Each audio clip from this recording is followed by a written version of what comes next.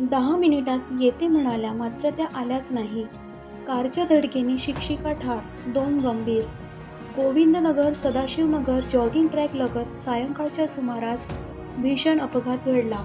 या अपघातात एक शिक्षक महिला ठार तर 2 जण जखमी झाले आहेत. गायत्री संदीप ठाकूर व मिलन जाचक हे गंगापूर रोड येथे एका विवाह सोहळ्यासाठी गेले होते.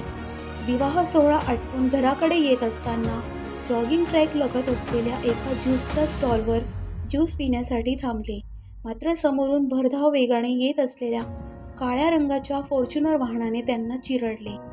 यामध्ये गायत्री ठाकूर जखमी झाल्या असता त्यांना तत्काळ खासगी रुग्णालयात दाखल करण्यात आले. मात्र डॉक्टरांनी त्यांना तपासून मृत घोषित केले. मृत गायत्री ठाकूर यांच्या पश्चात 2 मुली व पती असा परिवार आहे.